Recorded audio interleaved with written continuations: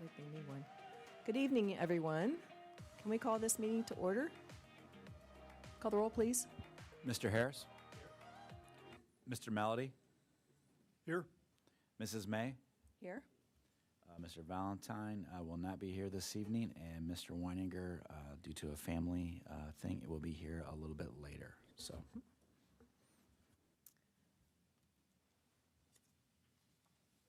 Mrs. Schwanke, can you lead us in the pledge, please?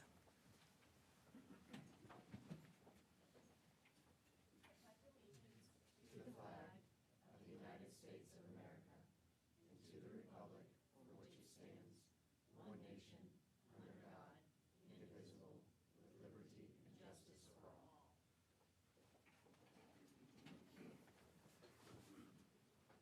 Thank you for that. Is there a motion to approve the regular meeting minutes of October 11th? So moved. A second. Thanks. Call the roll, please. Mr. Harris? Yes. Mr. Melody? Yes. And Mrs. May? Yes, motion passes 3-0. Is there a motion to approve the regular work session meeting minutes of October 25th? So moved. Second. Call the roll, please. Mr. Melody? Yes. Mr. Harris? Yes. And Mrs. May? Yes, motion passes 3-0. Is there a motion to approve the agenda as presented? So moved. A second. Thank you. Call the roll, please. Mr. Harris? Yes. Mr. Melody? Yes. And Mrs. May? Yes, motion passes. Thank you.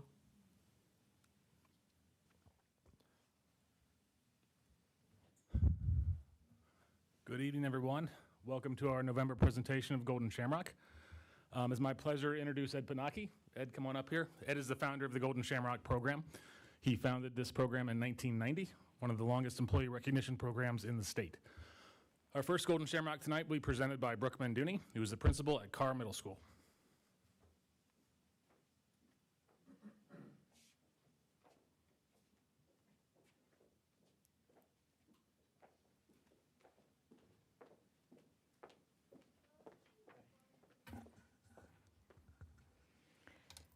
Good evening, Dr. Marchhausen, Dr. Schwanke, Mr. Kern, members of the board. I'm Brooke Mandooney, the principal of Carr Middle School, and it's my honor this evening to present to you Mrs. Hillary Cockrell.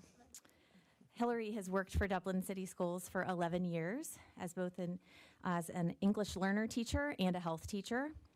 Hillary encompasses the true meaning of the word teacher. As quoted by one who nominated her, she will do anything to help anyone who needs it. Others describe her as one of the most positive people they know. Her positivity is contagious, and she makes everyone in the room that she's in feel a little bit brighter just by being in it. Hillary's generous spirit can be seen daily. She is there every day for her students and staff. She is also on multiple district and building committees, and she has been instrumental to students' social emotional learning this year through the middle school home-based period. Hillary approaches each day and each assignment with a smile on her face and her can-do attitude. She always puts others first, as her husband, John, and her son, Jake, who are both with us this evening, can attest. John shared, "I already know that she's an amazing wife and mother, but it's nice to see her hard work at school is recognized too." Hillary, we are standing here tonight to let you know your hard work is recognized and appreciated. Thank you for the selfless contributions that you make daily and for the countless lives that you've impacted. Congratulations, Hillary.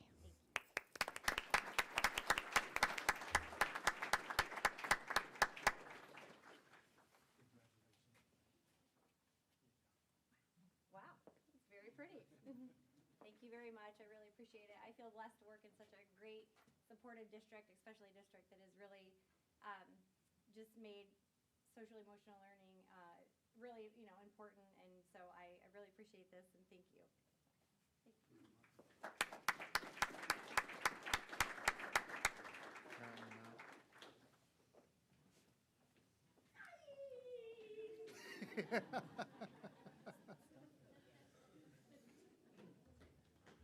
Our second Golden Shamrock this evening will be presented by Lori Marple, who is the Director of Curriculum and Instruction.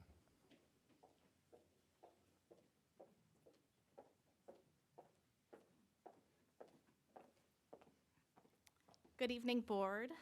Dr. Marchhausen.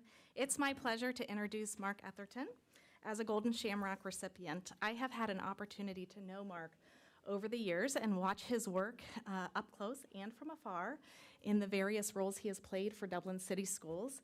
And this year, it is my pleasure to support the programming that he supports here at Emerald Campus. You will hear a theme from the people who nominated Mark, that Mark has a heart of gold. He is the educator of all educators, and he treats all humans in his care, teachers and students alike, with that same respect. Here are some things that his colleagues and others have shared about him. Mark has a heart for a population of our students who haven't always had the easiest of paths. He mentors and comes alongside these students who have struggled. He champions them and never gives up on these students, believing to his core that every child has hope and a chance at a bright future if someone would just believe in them. Another member of his staff said, Mark is always there with encouragement, wit, and understanding with every situation in our Paths program. He's a wonderful supporter, always thinking of what is best for students, while also focusing on staff self-care to get through those rough days. And finally, Mark has dedicated his professional life to education, and he passionately serves the Bridge, our district's alternative learning program. Serving at-risk students requires a special human. You must be tenaciously patient and remain unrattled by the greatest challenges. You must be willing to truly listen to those who have felt unheard. You must be powerfully uplifting in the lowest of moments. You must be willing to extend third and fourth chances to students who need forgiveness and grace. Mark is all of that and more. Mark also brings humor and vulnerability to his interactions, and it allows him to genuinely connect with his students. He meets students at the door on their first day at the Bridge and walks them to the program. This small action helps set the stage for a positive experience for students at school who have not always had that. He works to know important information about his students in order to best support them. There is no doubt that Mark deserves this award. He has given his heart and soul to our students here in Dublin City Schools, and we want to congratulate him. Thank you.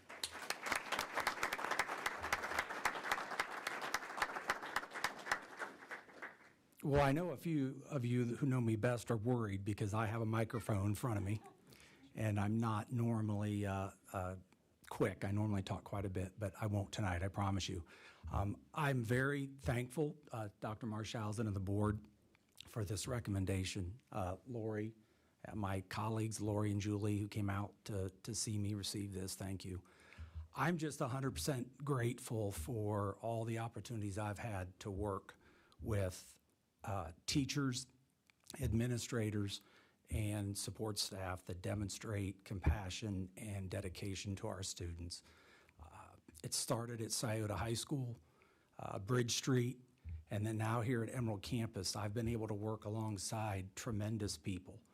And when you see the difference that an educator can make on the life of a student and of those students' families, there's no way you can't be motivated to come and do this job. So I just want to say thanks for the chance to work alongside all these great people. Thank you.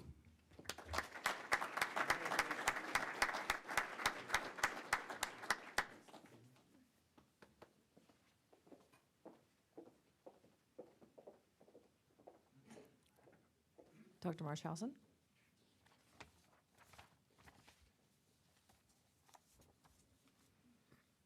Thank you, Mrs. May, members of the board. It's that point in the meeting where I will give our annual or our monthly COVID update. Over the last 2 weeks, we have been working through our mask to stay, test to play process that was enforced at the last, that was announced at the last Board of Education meeting. Our nurses are absolutely amazing as our nurses work through challenges involved with continuing continually evolving and changing protocols. As we've gone through this change, and we are no longer able to differentiate between vaccinated and unvaccinated students, it does present some challenges, especially at the high school level. The enforcement of the masking in a situation where previously, if you were a vaccinated student and you were a direct contact, there wasn't a mask requirement.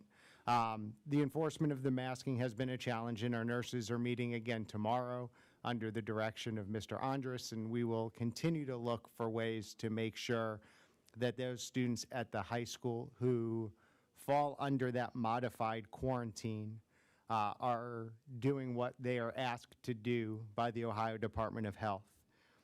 In addition, we've hosted our first vaccination clinic in partnership with Nationwide Children's Hospital. The event filled in less than 2 hours.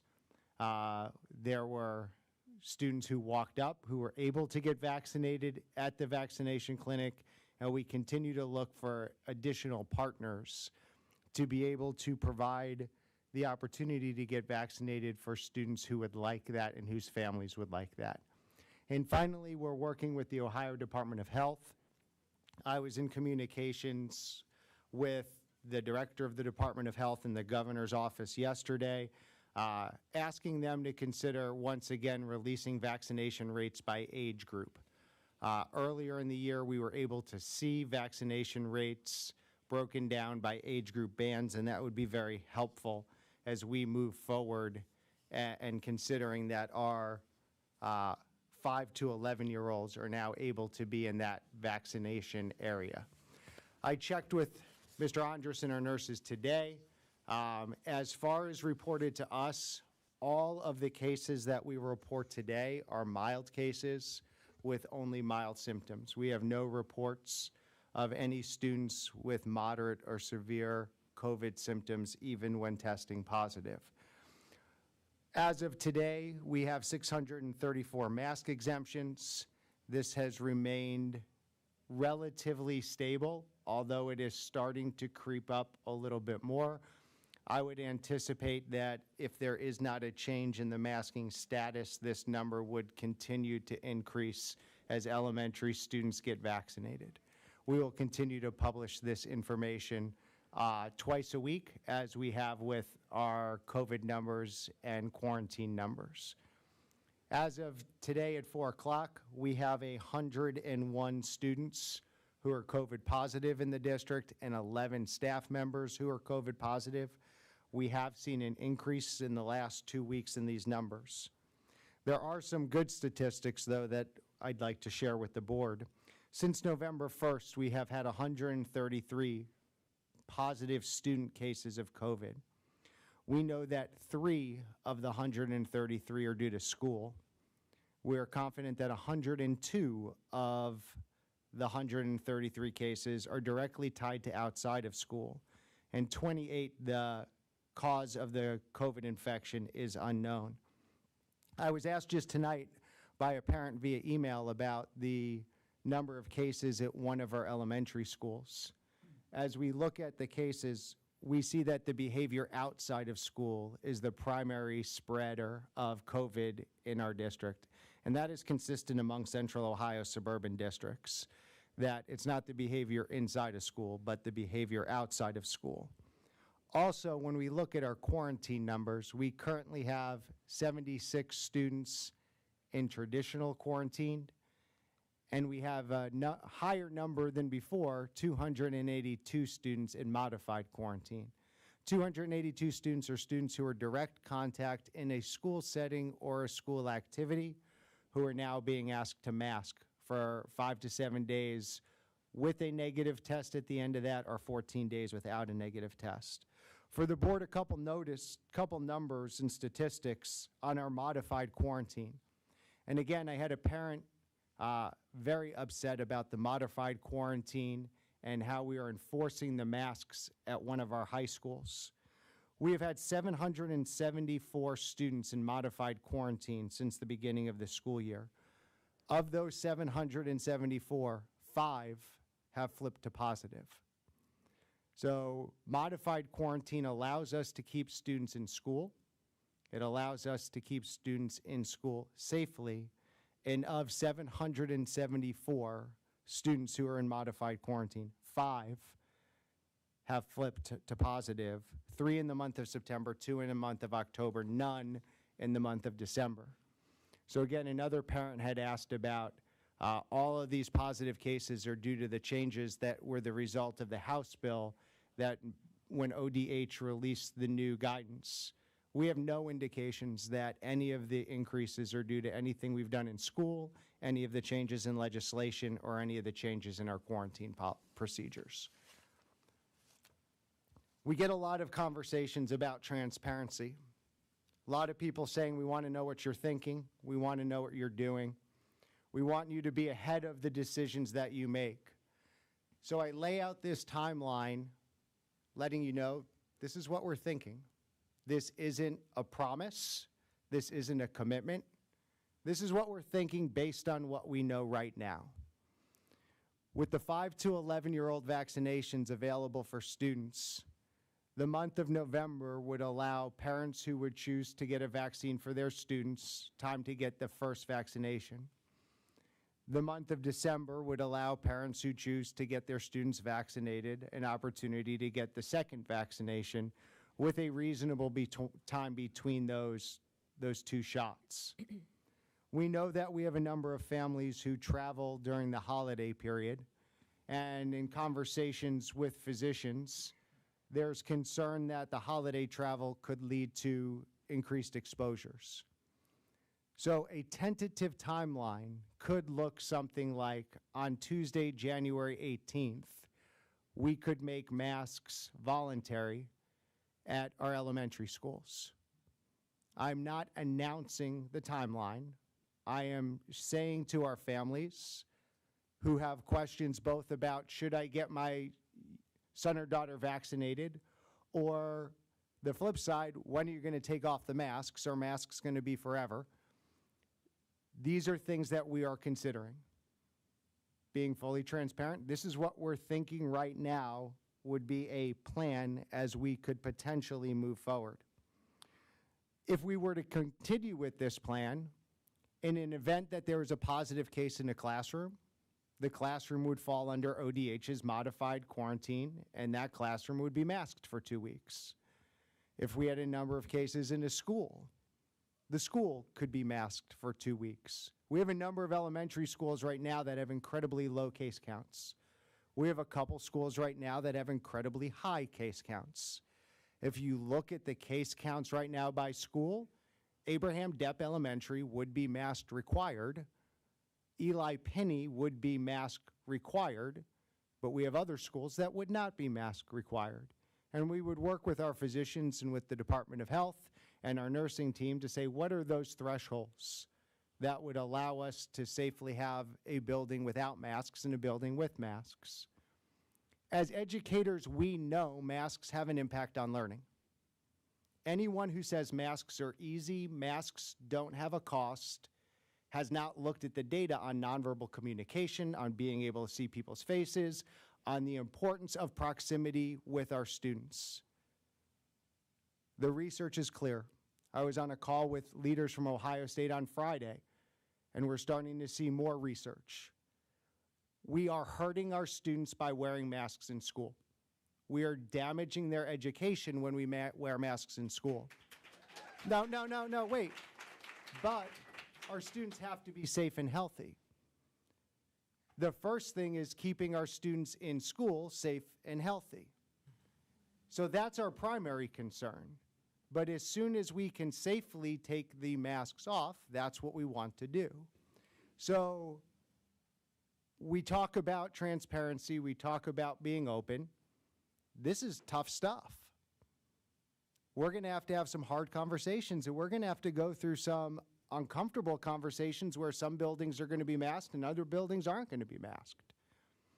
We want to see where our vaccination rates are. So there isn't an easy answer for this. And I know that there are a lot of folks who believe that there is one way to do it. We're going to have to be flexible. There are going to be a lot of ways that we do this, and we're going to have to look at this in a way where there's not an absolute, where we're able to maneuver and follow the data and learn and grow like we have throughout this process. And that's what we continue to do. COVID's not going anywhere. We're going to have students who are COVID positive a year from now. We're going to have these conversations a year from now. And we're going to have to learn, grow, and learn to move forward with educating kids in the best possible way, keeping them safe, while we also do what we need to do as educators to make sure we're preparing them for success in what's next. I'll take any questions from the board at this time. Thank you very much. Mr. Kern?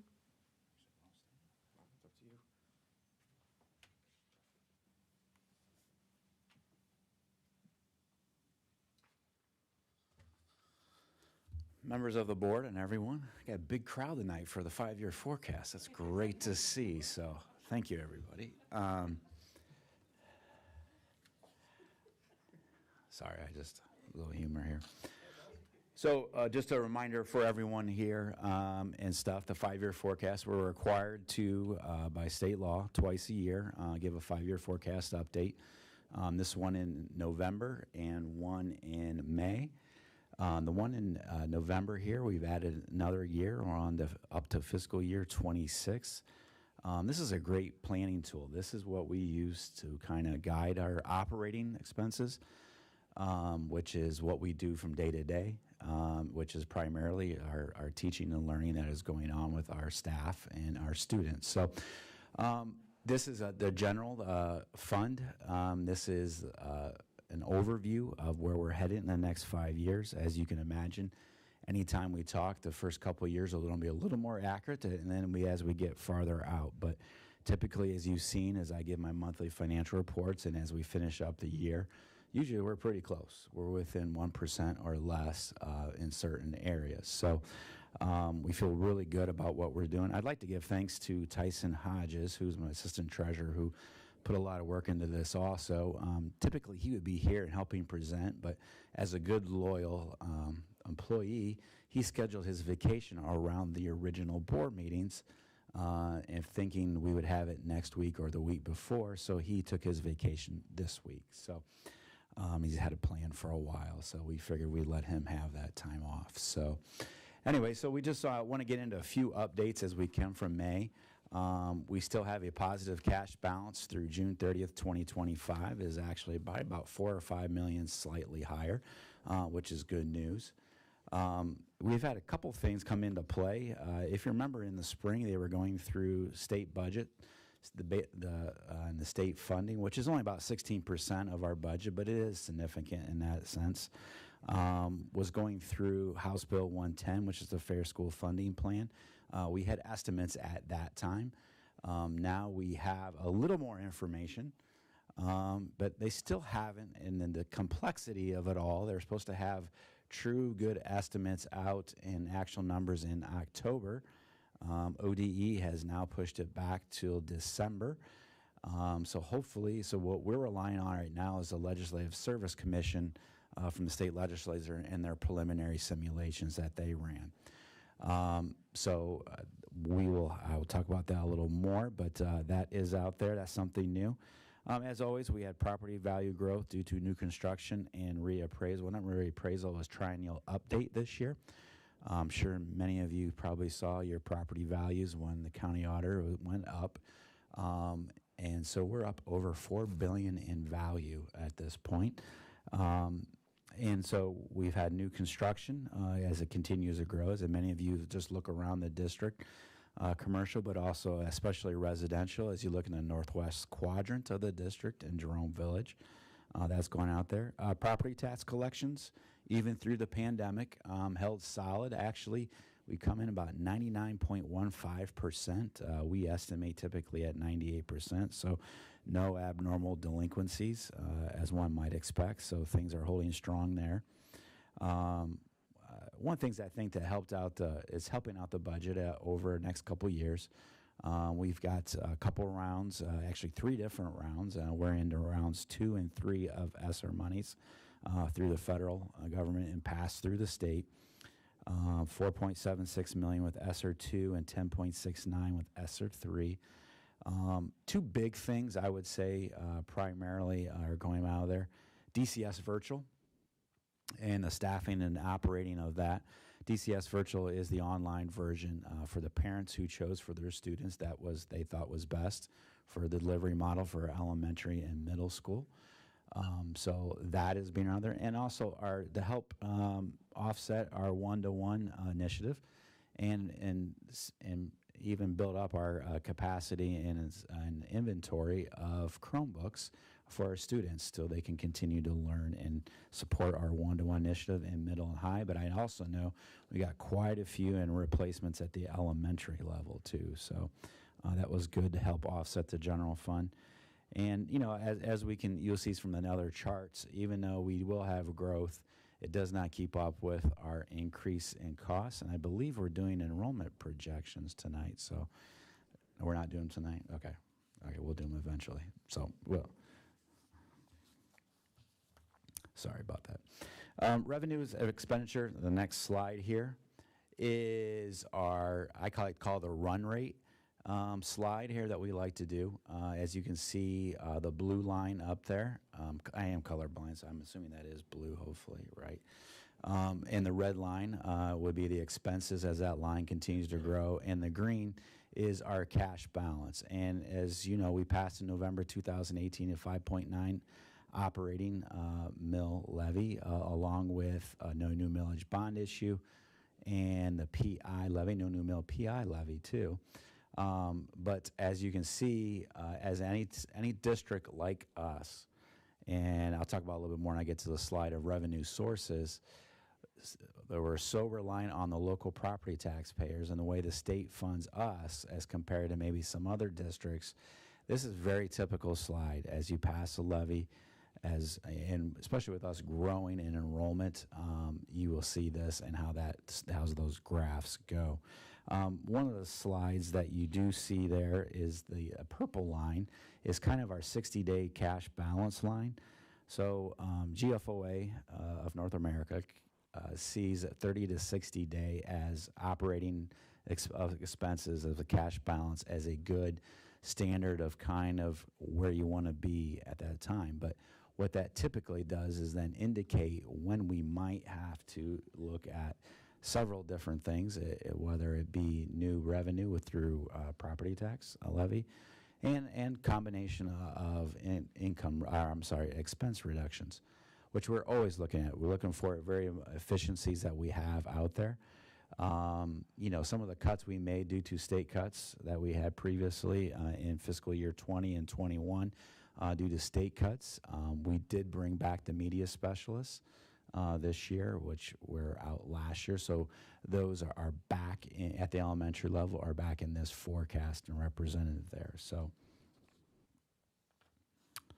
just another slide here talking about ending cash balance as compared to 60-day cash ratio. And as you can see, good through fiscal year 25, we're almost to that 60-day level, but not quite, and then sinking into deficit in 26.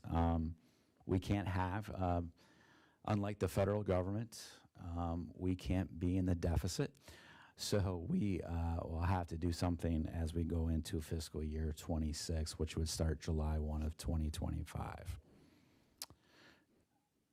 Revenue sources. I mentioned before, as you can see, the big slice of the pie there, 78.4% is real estate taxes. As we're predominantly locally funded by our property owners here in the district, with about 80% of that being residential. We do have a significant commercial base compared to other districts, but that is still 20% of our real estate tax base, with 80% still being from the residential standpoint. So We do have state foundation, about 9.6%. And when I was talking about the Fair School Funding Plan, that's what I was referring to as the state foundation.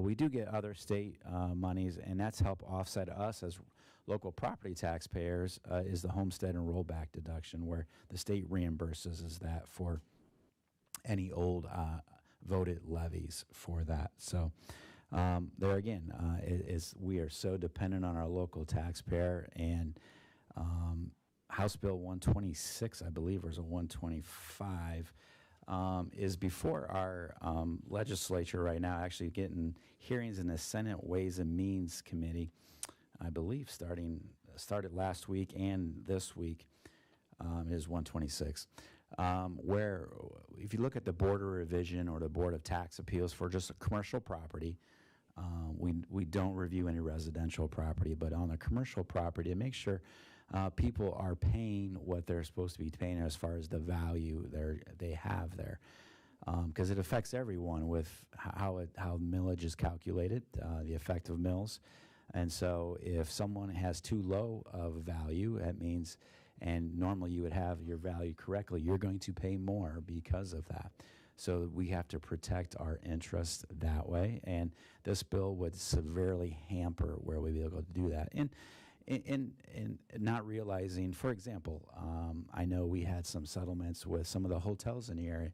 They were hit by COVID, and they had lower values, and that is very true. And those are the things that you go through, and they prove that they have lower value, and it's very evident. So it's one of the things that we're, of course, keeping an eye on. I know Dr. Marshausen is meeting with Senator Coonsey this week, and I'm sure that'll be on his agenda to talk about one of those things this week. So that's that out there, and then we have some other local resources out there. So that would be primarily our Bridge Street revenue, so that we get from the city revenue sharing from the city of Dublin. So $1.5 million every year.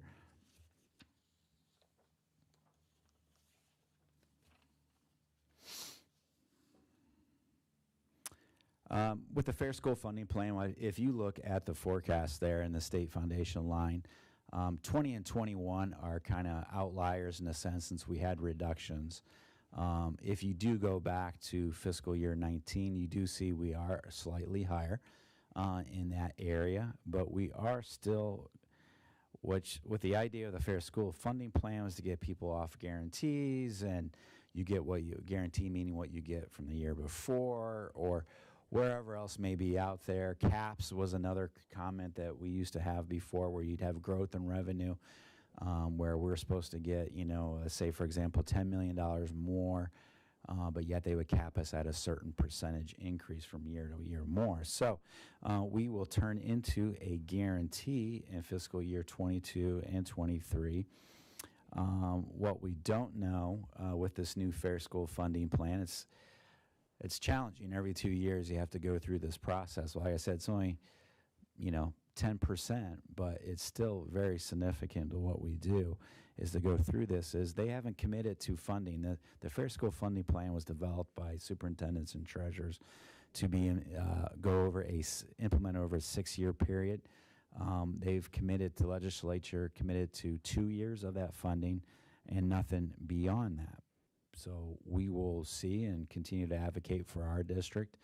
One of the things that is nice about it, and kind of got rid of, it was a net sum zero with it, but they does pay districts directly where students are educated, meaning we no longer, for the kids where the parents have chosen to go to the community school route, or they have chosen to take advantage, whether it be the Peterson or scholarships or some of the other availabilities out there, they used to be deducted for us, and the deduction was bigger than actually any revenue we were getting for those students, even though they never came to our building. Those are now outside it and funded directly. So there's not that, hey, you're playing by different rules, community school doesn't have to do this, we have to do that. That animosity should go away with that, and they're funded outside of this. So that's one good thing the legislature did with that. One thing we will keep an eye on too, I know one particular thing is the catastrophic costs that we do for our special education, help with Chris Andrus's office there. It's about 850 to 900,000. They have doubled the statewide budget for that. So while we haven't predicted a doubling of our efforts, we're hoping that that might relate into more money as we file a lot of catastrophic cost reports with it. The individual in Chris's office does a fine job and works with Tyson in my office, but hopefully we'll maybe get some additional dollars that way through that with that increased appropriation at the state level. Any questions on revenue? Everyone's still awake? I know I can be kind of, I have that monotone voice sometimes. General fund expenditures. All right, so as you can see, we're primarily we're a service industry, so it's salaries and benefits. We're probably at the higher end with that, but you know, I talked about the 2018 levy. We had a combined operating bond and PI.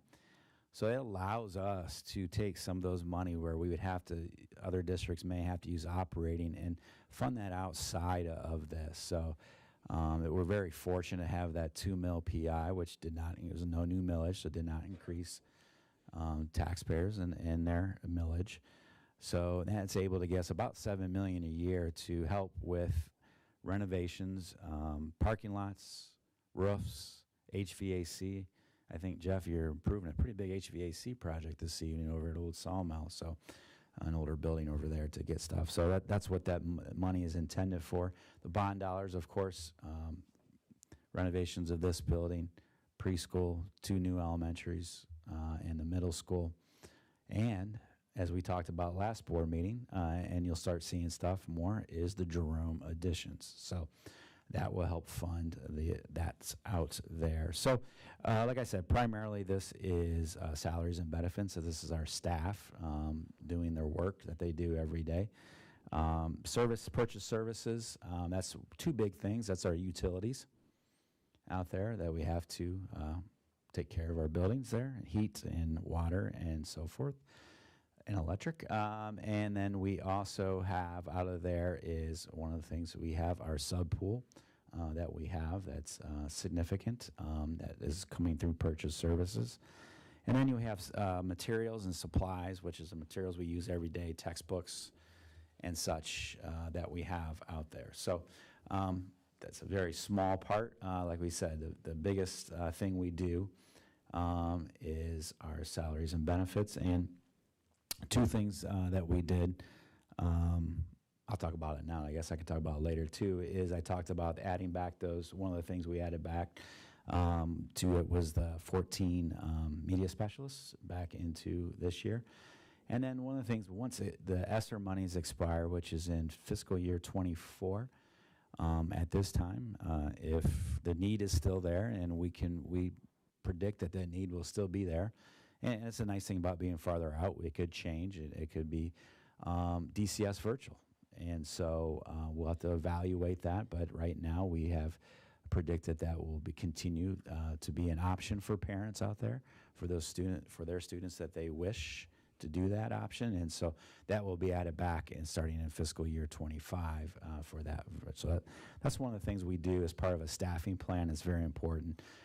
We've already started staffing, as we probably started in September, October, what next year is going to look like from a staffing perspective, because allows Mr. Boney and his team to get out ahead of things in January probably here, to get out ahead and get the best staff that we can get, especially our instructional and our teachers there. So really to manage that.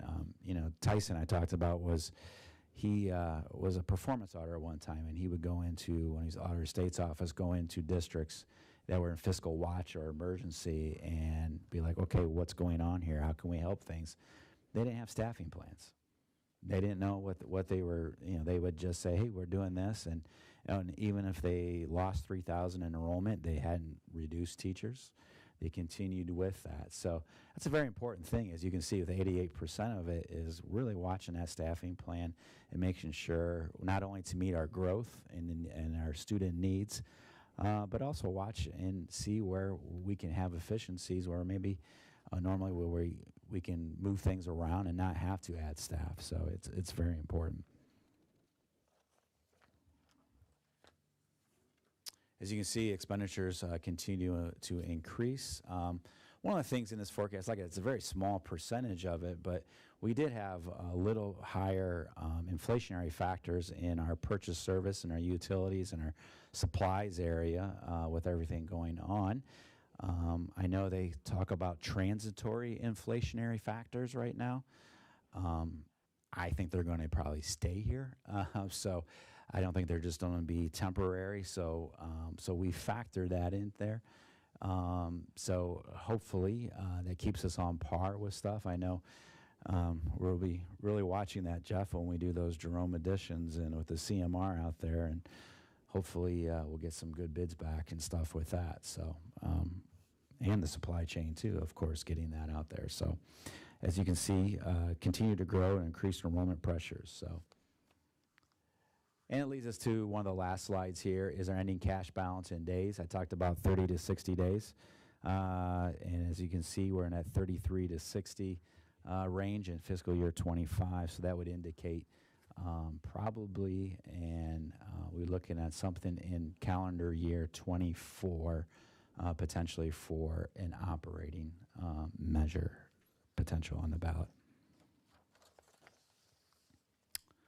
In conclusion, talked about the ending balances, talked about the state budget process, ESSER funds and all that stuff. So while the tax base will bring in new revenues, but it won't keep up with the growth, just remind everyone, House Bill 920.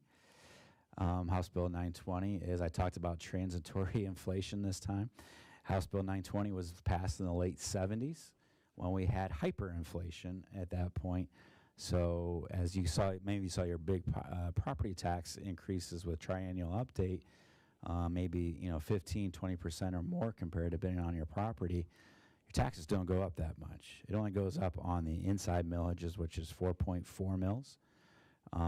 We are currently around total of effective millage of 50.85. And just I did a comparison right before the levy, we were at 53.13. So even though we passed a 5.9 mil levy, our effective rate is 3 mils lower. So that's where House Bill 920 comes into effect every 3 years with either triennial update or full reappraisal, and adjust that based off of values. And so it only allows it on that inside millage. So I talked about the staffing plan and timing of potential levy due to state funding not being very prominent. And I'll just leave it on one little note on that too is, for every dollar of state income tax dollars that you pay as a Dublin resident, 11 cents comes back to this district only, 11 cents. 82 cents is a statewide average for other districts. So. And as you can imagine, if that's the case, there's districts that get back more than $1. And my joke always would be, hey, I wish I could get those returns, and I wouldn't be doing this. I'd be on Wall Street. So with that. But so we'll continue to advocate for more state funding, but we know we have to take care of ourselves and stuff and with that. So any more questions? Mr. Harris. Mr. Harris. That was an excellent presentation. Well, thank you. Thank you. So, with regard to the Ohio General Assembly, you think that the fair school funding plan is going to keep us on the 18 cents on the dollar more and it's unlikely that there would be an increase in that? Yeah, it's a slight increase, Mr. Harris, but it's not enough to. I'd actually prefer Governor Kasich's we had a formula out there. The issue's always been, you've heard me say this lots of times, is it's never been a formula. It's been a distribution method. They decide, here's how big the pie is, and here's how we're dividing it up. And they see us as, and I get it, we see us as a property tax, or property wealth and income wealthy district. not knowing we do have a very diverse tax base, socioeconomic people and needs throughout the district. And so, unfortunately, I think that's as will continue to be. That's what it'll always be. Governor Kasig's model had, us getting $10, $11 million more per year. This fair school funding plan, I see 3 to 4 going there, but like I said, we don't even have exact. This is a complicated matter. Was we don't have exact simulations yet to really kind of track that out, but that's where we're at right now. And like I said, they've only committed to funding it for 2 years. And I think over the past 16 years, you've explained House Bill 920 to me about 20 times. Yeah. Can you do that one more time just for the audience to sort of explain how Yeah. House Bill 920 works? Yeah, so prior to House Bill 920, and we talked about hyperinflation in the 70s, if your value of your house went up 20%, your taxes went up 20% too. And when you had, that high of inflation in there, it wasn't fair to the property owner with that. And so the state came up with 920 and came up with a calculation method on essentially, even if your property went up 20%, it only goes up on a small portion. In this case, we have 50 total mills.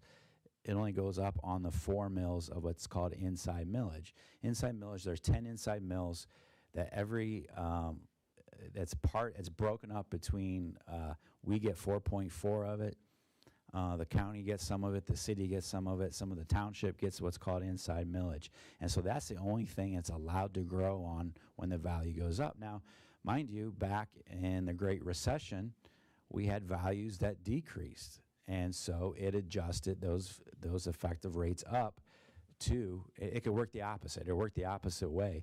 In that case, it was probably the only time in history where values went down, where actually the rate went up of taxation. So does that make sense, Mr. Harris? Okay, thank you. And so you think 2024 might be the next potential time for vote on the levy? The way things are showing right now, that would allow us to start collection in, as you know, we don't collect until the next year, in January of 25, as we go into that fiscal year, that ends fiscal year 25 and going into 26, where we have that negative. This year, and I talked about that run rate. Revenues do exceed expenditures this year, but we're starting that negative run rate next year, where the expenditures start to outpace the revenue. So that's one of the things we keep an eye on. That is also, too, and just from a timing perspective, that is also another presidential election. So we've had more fortunate luck when you go on those presidential election years, as more people come to the ballot. So we would look at, typically we've been on in November, but we could look at the primary, which is then moved up now in March. So that could be a potential. Just like Dr. Marshausen said about the mask updates, this is nothing definite, but this is just a timeline as we move forward. This is something, what we're seeing out here with the forecast, and that's what would indicate for us the time that we would need to look at an operating levy. Well, thank you very much. Yep. Just want to confirm, we were on the ballot in 2018, correct? Yes, 2018. So that would be 6 years in between, and which would also tie the longest time, which was from 2012 to 2018 was 6 years also, which was the longest time that we had gone in between levy asks.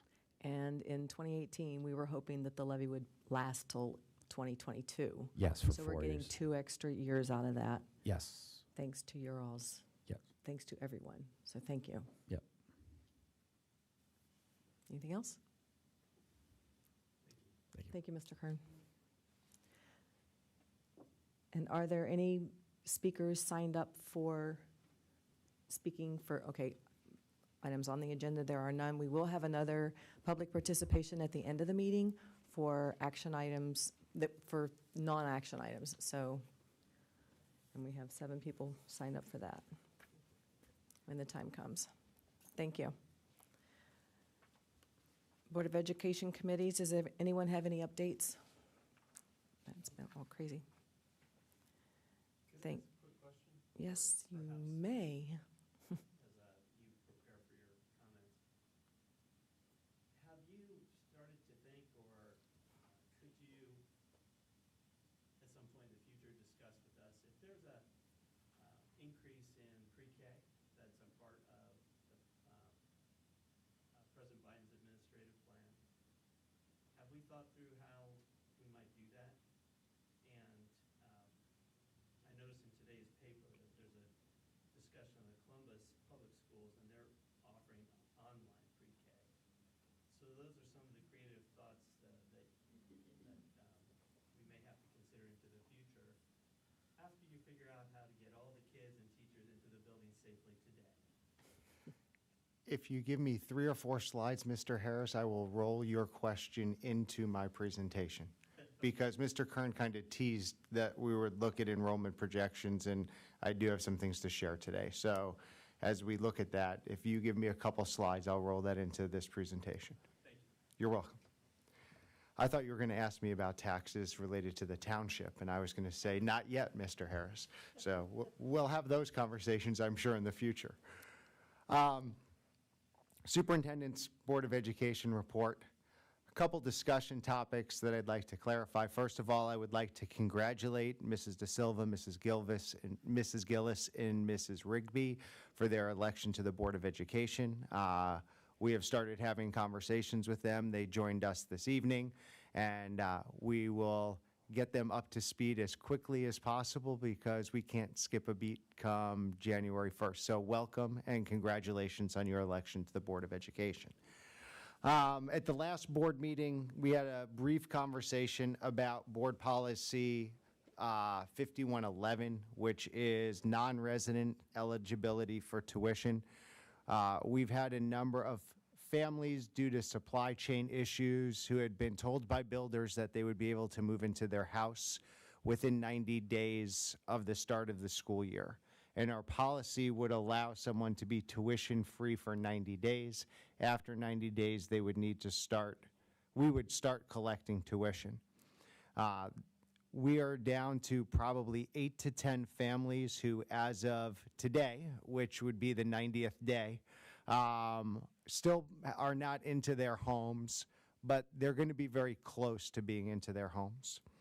I am not unilaterally, as the superintendent, able to violate board policy. So the recommendation in my report is that this year only, due to supply chain issues caused by a global pandemic, that the board extend that tuition-free eligibility to December 31st, 2021 in a non-precedent setting, one-time only change.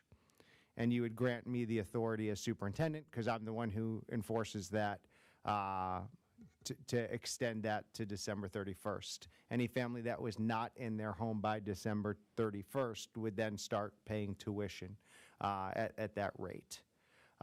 So that is a recommended resolution that is part of the superintendent's section of this. Also, there were a couple questions at our last Board of Education meeting about the retention policy and early graduation at the first reading of our policies. I have reviewed those policies with council and with Neola's council, and we are confident that we will still be able to retain students who may need retention due to academic issues, and also maintain early graduation for students for whom that is something that they are interested in doing. So just so that you know, we did follow up on that gentleman's comments. We thank him for reading our board policy thoroughly and bringing them to our attention, and it did allow us to have conversations with our council. I am also recommending, and this won't take your approval, but it will take your blessing, that we move the board meeting from Monday, December 13th to Thursday, December 16th at 7 p.m. That will avoid a conflict for one of our members. It will also allow us additional time to get the Jerome contractor at risk process completed and done so that we can get that approved this year and be able to get working on that Jerome addition. As we know, there is quite a need, and we are on a significantly expedited timeline to get the Jerome addition open for the fall of 2023. I am also pleased to announce that tonight we will be opening later this week applications for the Parent Diversity Committee. Those applications will go live. I will ask the board president to appoint 2 members of the board to that committee, and we will have an intentionally diverse group. All schools of thought and backgrounds will be welcome on that committee, and that committee will be chaired by me, and we will have that be a regular administrative committee that will have board appointees and work through each year. Now, when asked what's the purpose of this, statement of purpose for this committee: intentional focus on diversity, equity, and inclusivity to ensure that every student has access to elite educational opportunities, is valued in every classroom and space in our district, and is prepared for future success. What it is not, and what it has absolutely nothing to do with, is critical race theory. We do not teach critical race theory in the Dublin City Schools. At no point is this committee in a position or have a goal to promote or forward critical race theory. Critical race theory is a collegiate level theory that is taught to master's level students. It is not something that we promote in the Dublin City School District. Our vision is for us to meet every student where they are and to understand what every student needs as individuals so that they can thrive educationally, socially, and emotionally.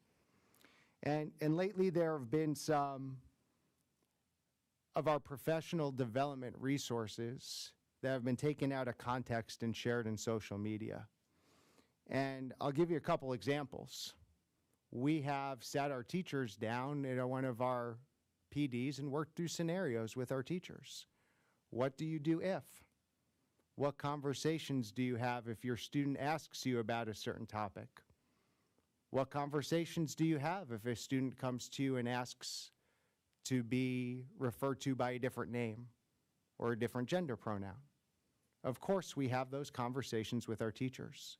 And of course, we gather our professional educators together so that they are able to have conversations as the professionals in the room.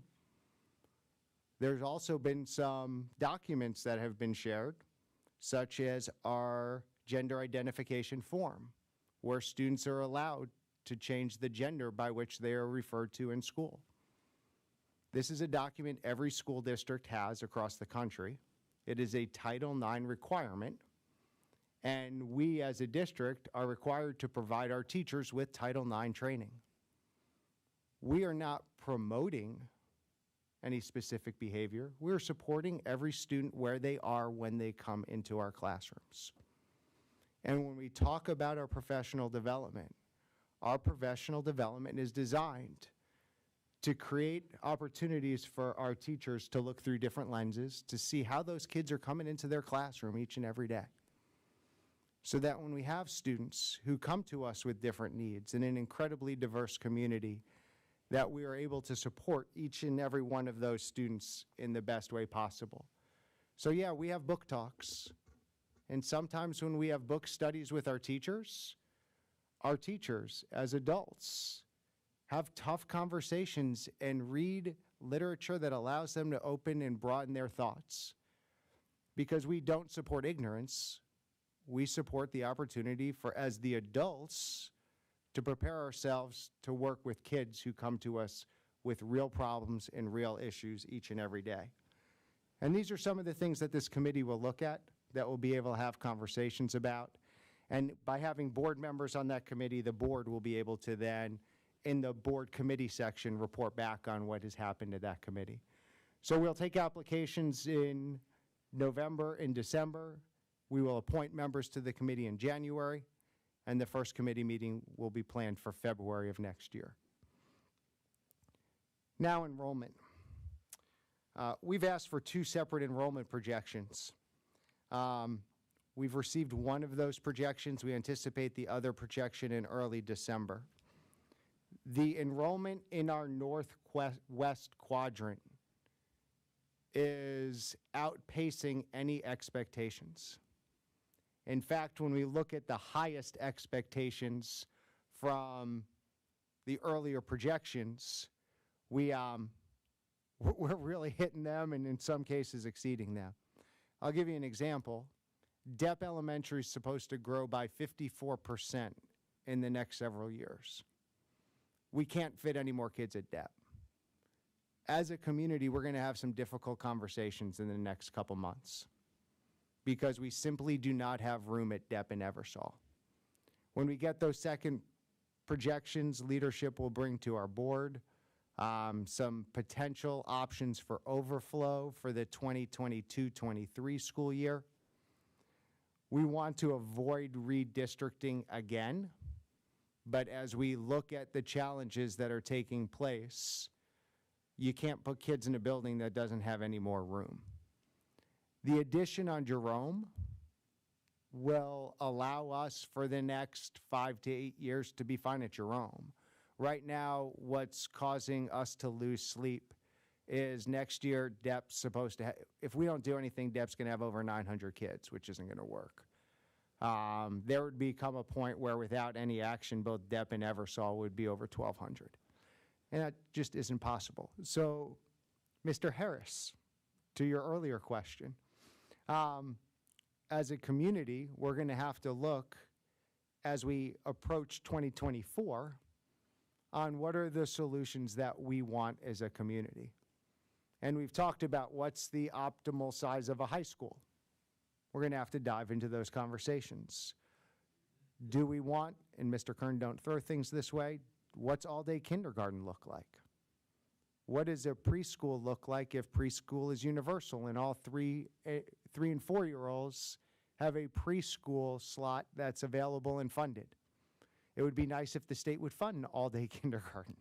So as we look at these early childhood opportunities, which we know as educators are where you catch kids up and where you reduce the risk of future gaps, we're going to have those conversations.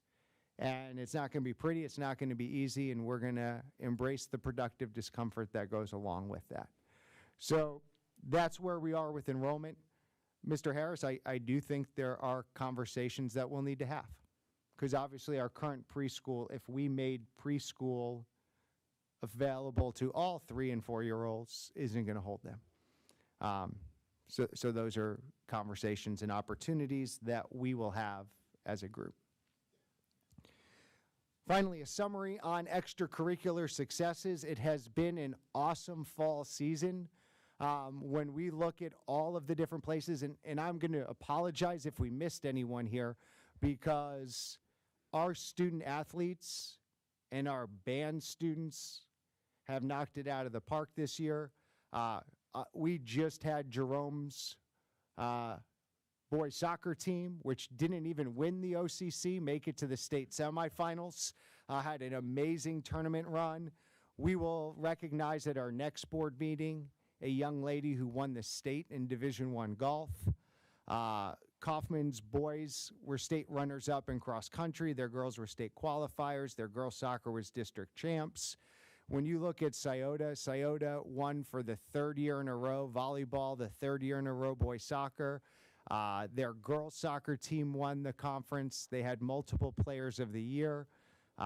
They have a field hockey player who just signed with Ohio State, who's first team All-State.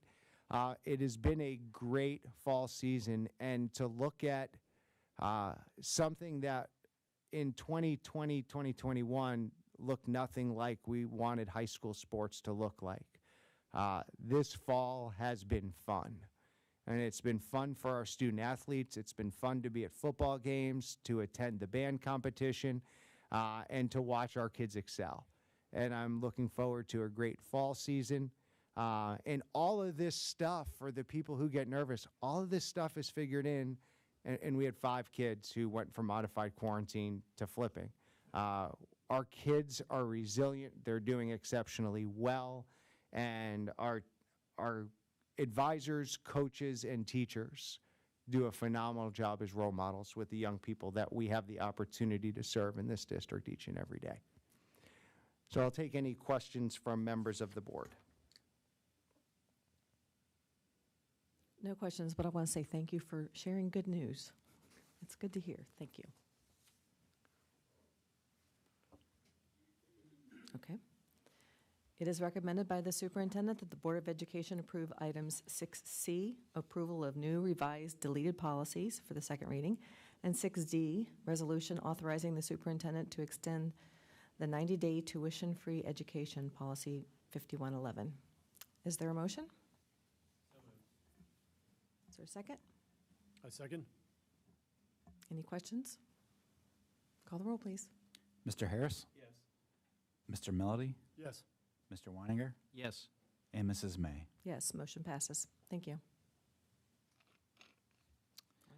Treasurer comments. We already went over the 5-year forecast, but a few other small things. Our annual junior varsity hockey reimbursement agreement. A couple student activity purpose clause, some appropriation changes. We did get one more ESSER funds for ARP, which HCY, which is homeless funds, also to help support that area, and some DEF grants.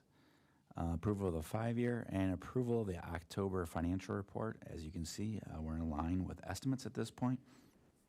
The October one, since the November forecast has not been approved, the October reflects still the May forecast in their estimates. So as we move forward through the November financial report, that will reflect the new updated 5-year forecast. And then we have one donation, huge donation actually, from the Irish baseball backers to renovate their baseball field backstop. So I'm sure that's welcome work that I think they want to get started here pretty soon, don't they, Jeff, on getting that work done and get ready for next spring in the baseball season. Any questions?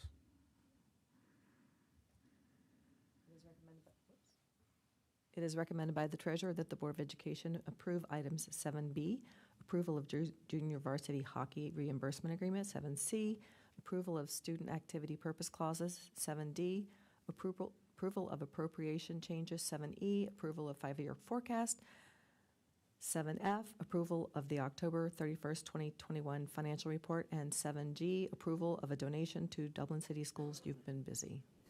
Is there a motion? So moved. Is there a second? Second. Any questions? Nope. Call the roll, please. Mr. Melody? Yes. Mr. Harris? Yes. Mr. Weininger? Yes. And Mrs. May? Yes, motion passes. Thank you. Good evening, Board of Education. Every year at about this time, you get the first reading of our middle school course handbook and our high school course and career planning handbook, and that's on your agenda tonight for the first reading.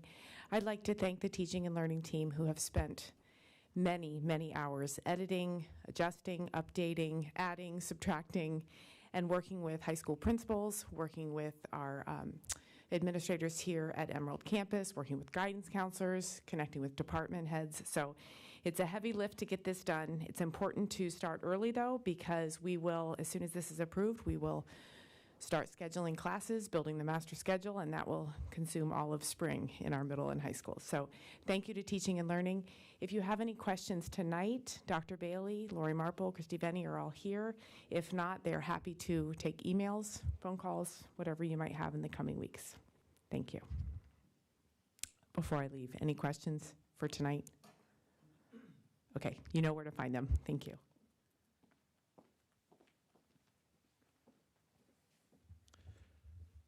Good evening. I have 3 items for approval tonight. As Mr. Kern spoke earlier about our permanent improvement dollars, these are all permanent improvement capital projects, each one in big need of being replaced. The first one here is for $1.3 million to Robertson Construction Services. They are the winner of a public bid. They were the lowest responsible provider. And their scope for this $1.3 million would include the complete replacement of the Davis Middle School interior bleachers and the complete replacement of the exterior visitor bleachers at Kaufman High School. This will not only replace those bleachers at Kaufman, which are, I believe, are a little over 40 years old, it'll also bring us back up to ADA compliance for those bleachers. The second item for your approval is to award Meikle Mechanical $2.8 million, and this is to replace the entire HVAC system at Old Sawmill. Old Sawmill has an old Univent HVAC system. That means it doesn't have ducts, it just heats by the windows. It is well over 40 years old. This will bring it completely up to speed. It'll give us another 30, 40 years, and it's the same type of system that we've put in cells recently. It's the same type of system similar to Indian Run, Dare Run. We've been replacing these little by little.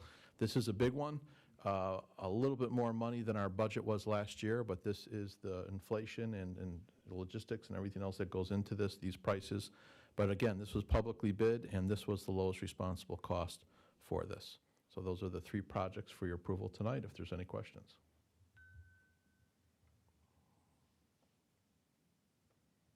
Thank you. Nobody has questions? Thank you very much. As recommended by the superintendent, that the Board of Education approve items 10A, approval of resolution 2021 athletic improvements bleachers project, and 10B, approval of resolution 2021 HVAC replacement, Old Sawmill Elementary project. Is there a motion? So moved. Is there a second? A second? Call the roll, please. Mr. Weininger? Yes. Mr. Melody? Yes. Mr. Harris? Yes. And Mrs. May. Yes, motion passes 4-0. Thank you. Sorry about that. Good evening, members of the board. Draw your attention to the human resources agenda for tonight.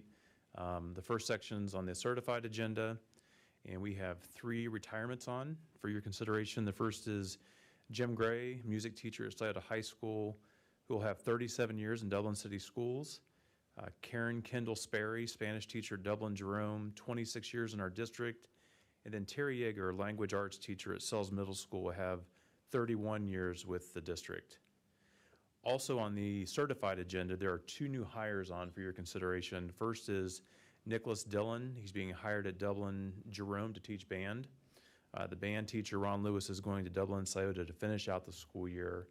And then Morgan Michael is joining us at DCS Virtual to provide reading support. Student numbers there stabilized late in the summer, and finding someone for this position did take us a little bit longer than we originally anticipated. There is a 6-period pay request to include another phys ed teacher, and then we also had a resignation of a 6-period pay position as well. You'll see several supplemental contract and pupil activity supervisor contract hires and changes on the agenda, as well as 6 district athletic event workers.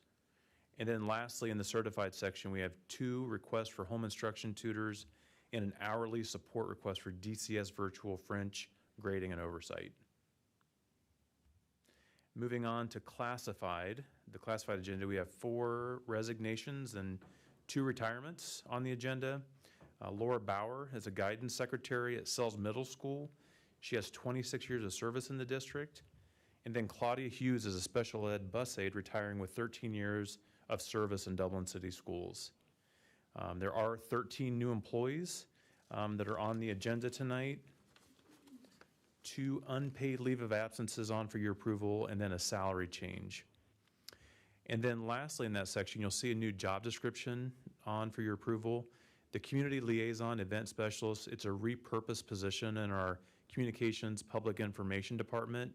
It will not add to district headcount, as we will fill this position internally. The last section is on stipends. There are 5 stipends on the agenda, but they are all revisions to previously approved work. 2 are for revisions to the resident educator stipends, and the other 3 are revisions to DCS virtual course development for English 3. And that is all that I have. Any questions? The reading intervention or the reading support at virtual, is that a reading intervention program or what exactly is that? Jen, maybe? Support teacher? Elementary or? When we assessed the students and got the data, we saw we needed. The numbers were higher? Okay, great. So just an additional reading support. And like you said, it's hard to find that position in Yeah. September, October, so it took us a second, but we got someone. Thank you very much. Anything else? It is recommended by the superintendent that the Board of Education approve items 12A, approval of personnel action items certified, 12B, approval of personnel action items classified, and 12C, approval of stipend requests. Is there a motion? Second. Call the roll, please. Mr. Harris? Yes. Mr. Weininger? Yes. Mr. Melody? Yes. And Mrs. May. Yes, motion passes. Thank you. Just a couple updates from communications this evening. I would just like to give kudos to our principals and our students in all of our schools for Veterans Day last week. We do a great job honoring our veterans. If you looked at our social media feed, it was tremendous on Thursday and Friday of last week. As we move through Thanksgiving and the winter holidays, if you watch our social media feed, we use a hashtag called DCS Gives Back, where we'll now move into highlighting all the great things we do during this part of the year to give to those less fortunate, whether that's coats and mittens and money and food. And so please watch our Twitter and Facebook feed for all the great things we do this time of year as a school district. Tomorrow's another busy day here in the district. Dr. Marshausen has a coffee at the library at 9 a.m. PERC has programming tomorrow. They have something called Keeping Our Kids Safe, 9:30 at the rec center, and also 7 p.m., so please make plans to join them. This week, we're proud to support the Dublin Support Association Toy and Food Drive. This is the 13th annual toy and food drive that they've done, so they're collecting new toys, canned goods, noodle dishes, boxed potatoes, condiments, bar soap, toothbrushes. Those types of items can be dropped off at your elementary school. There are boxes near the office. These items go to the food pantry and the Washington Township Fire Department. So that's the 15th through the night, so today through the 19th. And so look for those tweets on social media as well. My department is currently developing the 2022 quality profile. That's going to be designed in-house by Kelly Ram. We launched last week the first of an 8-part series on safety and security, a video series. And so part 2 will be out very soon, so look for that. And finally tonight, I just want to leave you with some numbers. Our podcasts have been listened to more than 2,600 times since the beginning of the school year, so I'd qualify that as a success. We are over 14,300 Twitter followers. That's up about 143 since the 1st of September. We have 14,000 and change Facebook followers. That's up about 100. We have 7,400 Instagram followers. That's up about 75. We have about 8,000 people who've downloaded our app. That's up about 1,000 downloads since the 1st of September. And our YouTube views are up about 10,000. So just some analytics there on our social media and our app. Thank you. Doug? Yes, sir. Where are we with the website? Are we still doing some planned improvements on the website? Yeah, no, we launched Blackboard. We have our new, beginning of this school year, we switched companies. So yeah, we're still working through. And Kelly, now that we have Kelly on board, she's working on writing some code and some things that can help us give it more of a less of a template-y feel. So yeah, we're still working on it. Thank you. Yes, sir. Thank you, Mr. Baker. Thank you.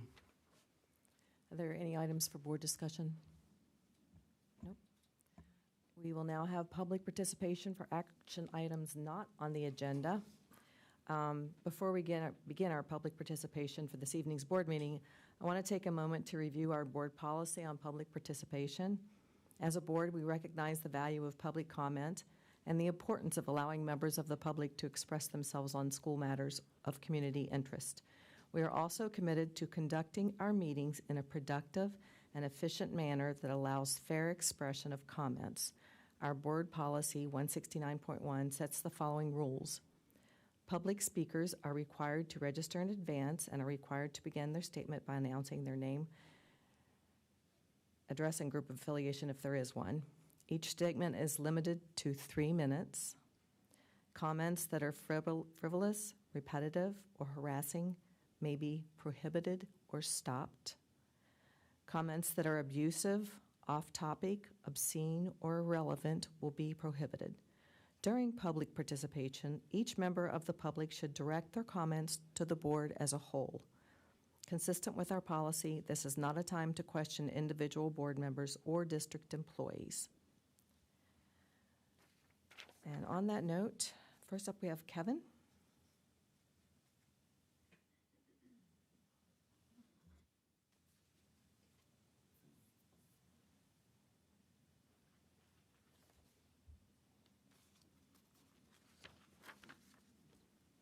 I'm Kevin Knaus.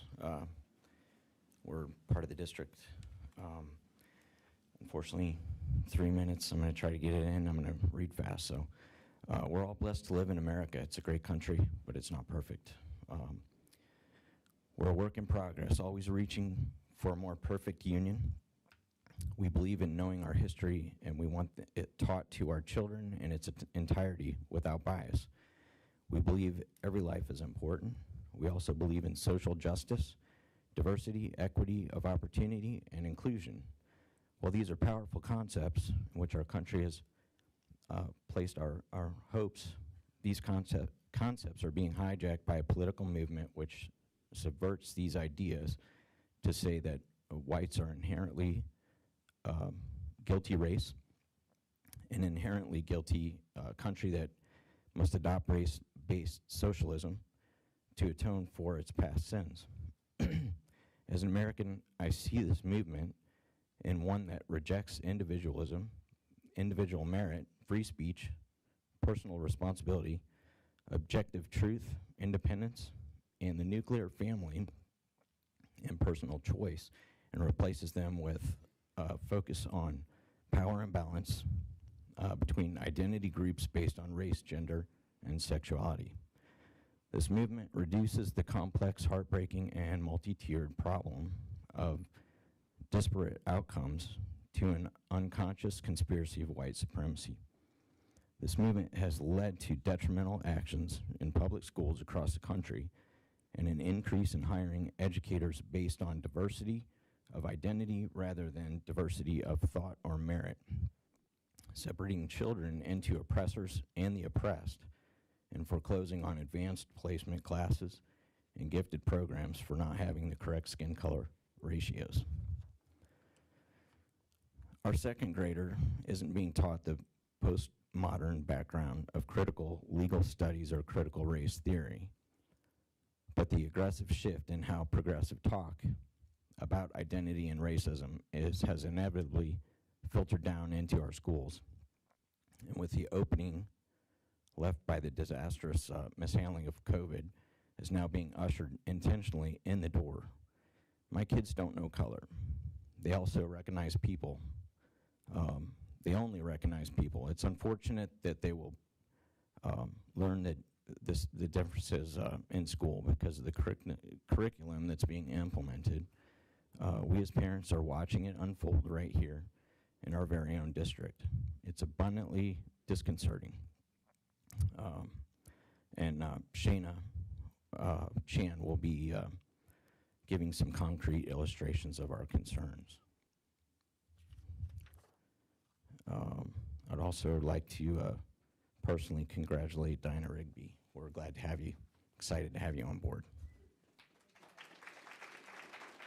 Thank you, Kevin. And next we have Shayna.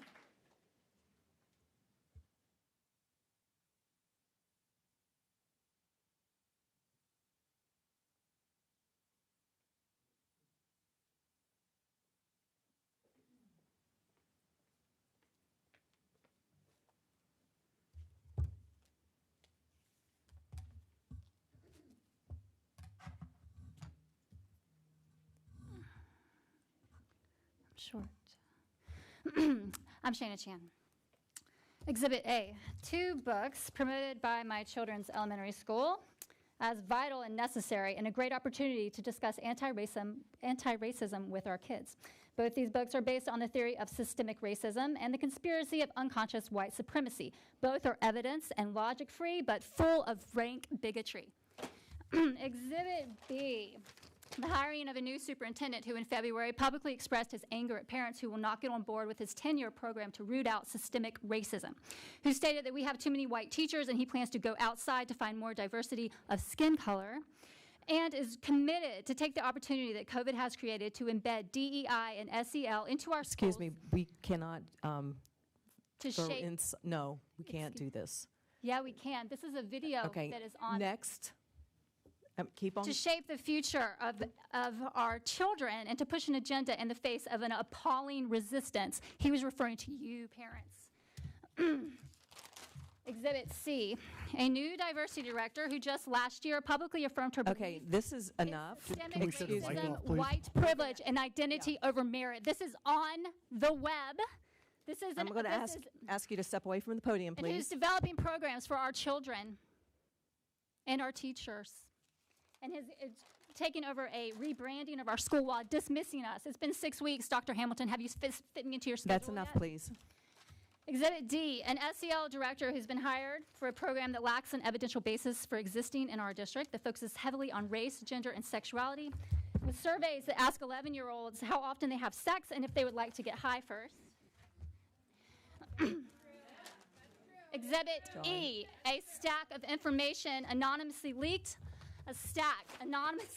by district teachers, too afraid to openly express their concerns about the culture change that is happening in our school right now, including a gender identity support plan, yes, for students, which does not require parental consent, participation, or knowledge, training materials that pressure teachers to put their preferred pronouns in email signatures, signaling their rejection of long-settled biological science.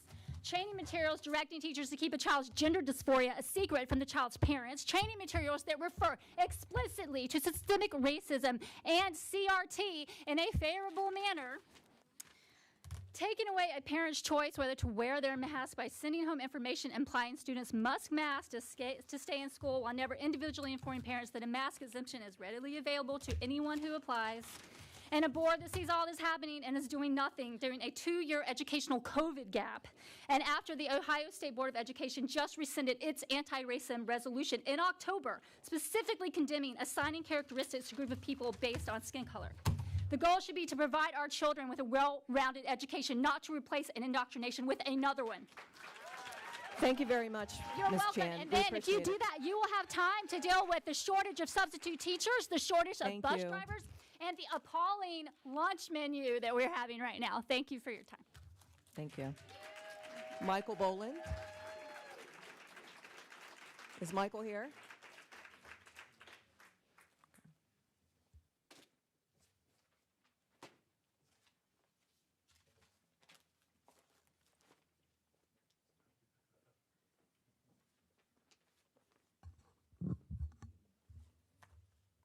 Hello, my name is Mike Boland.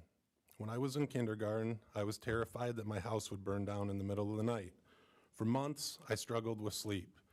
Guided by my parents and growing up Catholic, I attended a catechism class once a week. One day, the nun who taught the class explained that if you are having a problem, you pray to God for guidance. I started praying every night, and my burden was lifted. Prayer has been my coping mechanism ever since, something I learned in kindergarten. Parents have always been their children's cultivators of beliefs, attitudes, opinions, and behaviors. When we send our children to school for academic instruction, not indoctrination into the government's view of correct beliefs and behaviors. This is especially true in a community like ours, blessed with parents who have the time and resources to meet all the emotional needs of their children. As Tyler Wolf pointed out in his presentation last month, our district has scored well above average in nearly every social emotional area. And yet, we just appointed an SEL director with intentions to extensively expand the SEL program, a program aimed at the entire student population instead of focusing on the few children with real identifiable struggles. On November 5th, I received an email from the Glacier Ridge principal defining SEL by kindness coaches, kindness calendar, and kindness messages. None of this was part of Tyler's presentation. Is kindness such a cognitive reach that our board can't trust their educators to generally incorporate it? Such a reach that we are forced to spend taxpayer dollars and precious time to create a program and branded as kindness, the SEL competencies are not new. And this is not, as Mr. Wolf asserts, required by the Ohio State Board of Education, which explicitly states each district and school will decide for itself the extent to which it uses these standards and how it uses these standards. A school's or district's choice will be informed by the values and needs of its community.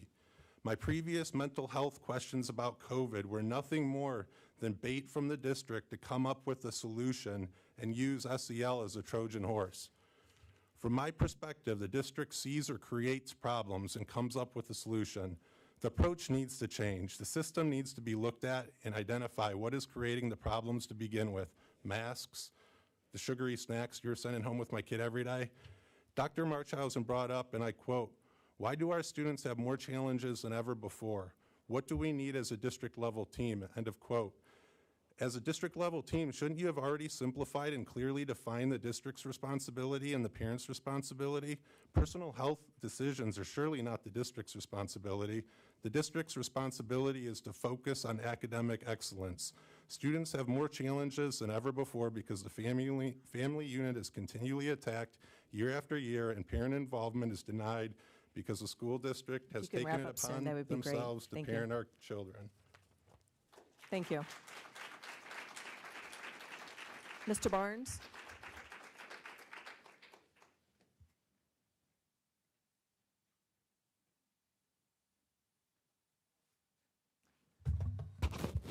First of all, I'd like to give a big shout out to Glacier Ridge Elementary School for the beautiful Veterans Day program.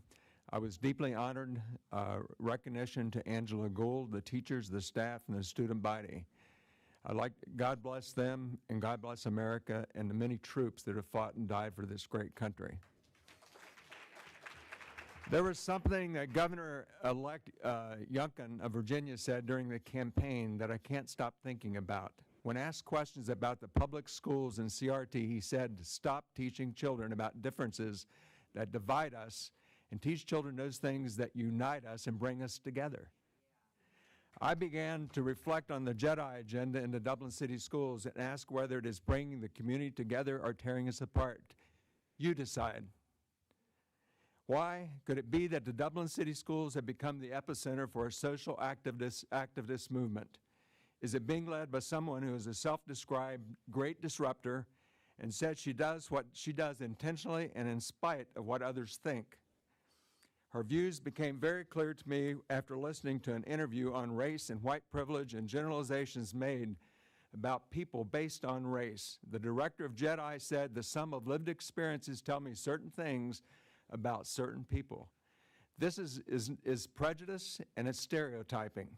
I believe the Dublin City Schools and the community were assumed racist. The administration calls it bias because the director of JEDI said people are more willing to accept being called biased rather than racist. That's a quote. The interview I watched also called people that disagreed with them as uneducated and ignorant, a term I heard tonight, I think, about ignorant. So this is where we are. This is the rebranding of our Dublin City Schools.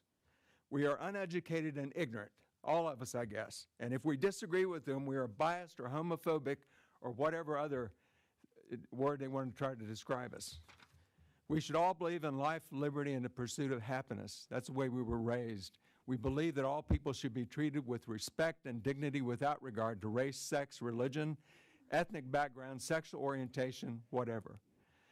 We do not agree, however, with treating people differently because of the color of their skin and teaching children to see one another as non-equals because of skin color, religion, ethnic background, sex, or sexual orientation. It's an ideology that is rooted in the belief that America is an irredeemably racist country. That the only remedy to past discrimination is present discrimination. This is what is being taught. It is both racist and discriminatory and should not be accepted by the Dublin City parents. And it certainly doesn't help when you have a school administration that is dismissive, unresponsive, condescending towards parents. And I heard tonight that we don't have critical race theory in our schools. You could wrap up soon, thank you. You can pretend these things don't exist in the Dublin City Schools, just like Loudon, Virginia. and other school districts throughout the country that in fact are teaching it. It's getting into our curriculum, and you might want to sit there and ignore it and smile and think it's all funny, but it's not funny to the parents who have children in the schools. Thank you very much, Mr. Barnes. Next, we have Ashley Barnhart. Is Ashley still here? Oh, okay. Hi.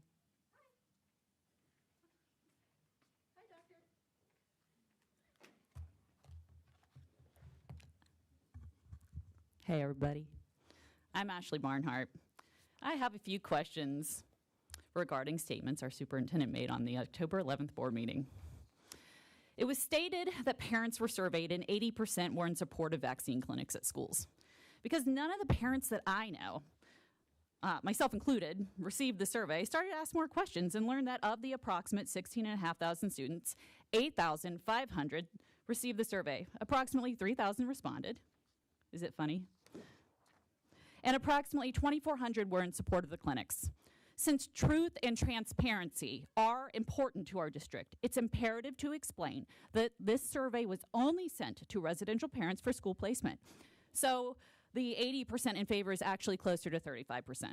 Also, when I asked my son's teacher about the clinics, she reported that she, the school nurse, and the principal were all unaware of these clinics.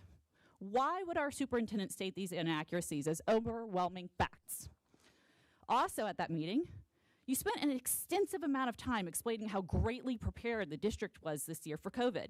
Yet when asked what we're doing to keep students on pace while quarantining, you said that we weren't prepared to have the whole classrooms in quarantine. After 20 months in shutting down an entire country, why is this idea of a whole classroom getting sick such an abstract concept? Were we actually surprised that an entire classroom could get sick? If so, that is not only preposterous, but also an unforgivable oversight that falls on your shoulders as the leader of our district. Lastly, you've expressed repeatedly that Dublin City Schools is an inclusive district where everyone should feel safe and welcomed. At the October 11th meeting, you said, and I quote, "I would just rest assure everyone, there is no hidden agenda. There is no left-wing agenda. The teachers are teaching our standards. The teachers are teaching state standards. We have approved curriculum that our teachers are following in every course, and anyone who says anything different is trying to get people worked up for one reason or another. Anyone who tells you anything different is doing it for some reason other than to support the Dublin City School District. It is your job to be an unbiased public servant, Doctor. Unbalanced statements like this only alienate and upset large groups of citizens, clearly, who, if I may remind everyone, are paying your salary. Your words are perpetuating a massive divide that exists in our country. How are we to trust you to represent inclusivity to our students in our district when you are blatantly saying anyone who questions you or the district is just causing trouble? Your words have incited a political divide in our district amongst parents on both social media and in person. That is completely inappropriate, and I hate to tell you, you're out of line. You're off base. And I don't want to be the one to say this, but you should step down from your position for bolstering such claims against the parents of your students. I personally cannot support a superintendent or a board. Can you wrap it up, please? Absolutely. Thank whose you. public words are the antithesis of our district's values. Thank you. We have Robert Segal.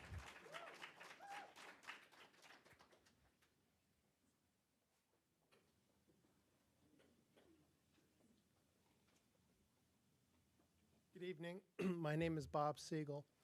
I spoke about a month ago, I believe it was the 11th, and I had a request. It was a simple one, that a forum would be created where we could learn more about what the DEI position was intended for, why did we even hire for this position, and additionally, what exactly were they going to be training? Because we had learned 2 weeks earlier than that there was going to be training taking place across the various Dublin schools. I was unclear what was going on, concerned, I will confess, but not clear, so I asked for that meeting. I did not get any feedback at all. I did send an email to Mr. Valentine, and he did send me a detailed note responding to some of my comments. And in that note, he said that there would be meetings scheduled by Dr. Marshausen to address these topics. I've responded back to him, and he's been out, so I haven't bothered him. He's got some personal issues going on. Bottom line, to my knowledge, no such meetings have been scheduled. And this is not like fine wine. It doesn't get better with time to just avoid it. Secondly, I would say this. There was a comment made today that critical race theory is not being taught in our schools. There's a sense in which I'm sure that's true. Critical race theory is a theoretical ideology. However, and I'm sure it's not being taught in that manner.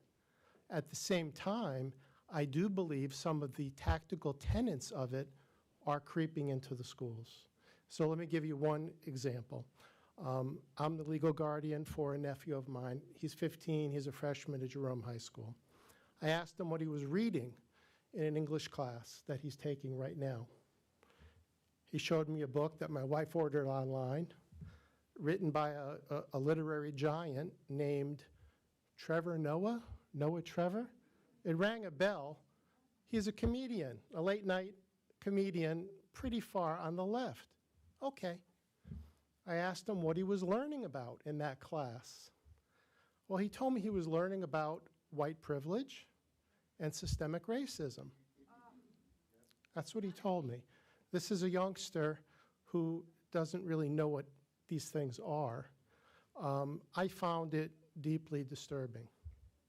Deeply disturbing. So I ask again, very simply, I'd like to have a session where we as parents in the community can understand why do we even have a director of diversity, equity, inclusion. I challenge it. I challenge the need for the position in the first place. Secondly, what is it that they're teaching and training? I'd like to know. And so I would ask for a response in the near term. Thank you. Thank you. And we have Herb Kirchner. Is he still here? Herb Kirchner? Oh. And I'm here tonight because I am concerned about the children wearing face masks in our Dublin schools. Good evening. As reported by the Atlanta Journal-Constitution in August of 2020, the World Health Organization and the United Nations Children's Fund issued guidelines to be followed when wearing face masks. Also, according to the WHO and the UNCF, unless people follow their guidelines, the mass population should not, I repeat, should not be wearing face masks. WHO and UNCF were concerned about the fomite transmission of the virus, more so than the airborne transmission. A short, simple definition to that, or example of that would be a susceptible person comes in contact with a contaminated object, such as an environmental surface or clothing, and then gets the disease by touching one's face. If a person touches a contaminated object and then touches one's face mask, the face mask can become contaminated. Breathing through a contaminated mask would put the person wearing the mask and those that around that person wearing the mask in jeopardy of contacting the virus. Because of these concerns, the WHO and UNCF issued the following guidelines. As I read seven of them, from your observations, think about how many of these guidelines do you think are being followed? Do you believe that the children of Dublin schools are following these guidelines? 1, people who wish to wear a mask should place the mask carefully to cover the mouth and nose and avoid touching the mask while you're wearing it. 2, do not touch the front of the mask and do not pull it under your chin or into your mouth. 3, when removing the face mask, do not touch the front of the mask, remove it by the straps. 4, clean your hands with an alcohol-based hand rub such as Perel and at least 20 seconds prior to putting on the face mask. Or clean your hands with soap and water at least 40 seconds prior to putting on the face mask. The same processes should be followed prior to removing the face mask. Store your mask in a bag or a container. This leads to several questions. Did the Franklin County health department, or any health official for that matter, provide the board with the WHO or UNCF guidelines? Have the teachers and students been provided documented guidelines for properly wearing and managing face masks? Is there any follow-up to make sure that guidelines are being followed? Let me summarize by repeating a quote reported by CNN in March of 2020 from Dr. Mike Ryan, Executive Director of the WHO Health Emergency Program. Quote, "There is no specific evidence to suggest that the wearing of face masks by the mass population has any potential benefit. In fact, there's some evidence to suggest the opposite in the misuse of wearing a face mask properly." Think about that for a minute. Based on what was said, unless you follow their guidelines, you are making matters worse and increasing the spread of the virus by wearing face masks. Could you wrap up soon, please? If you are a doctor and not following such guidelines, you could be sued for malpractice. Unless you are adhering to what the WHO and UNCF actually recommend, you are not doing what is best for the interests of the children.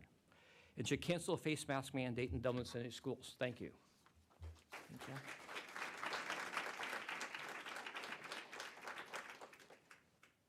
To the board, are there any future agenda items? No? Okay. Well, is there a motion to adjourn? So moved. A second? Call the roll. Or all in favor, say aye. Aye. Perfect. Have a great evening, everyone. Thank you.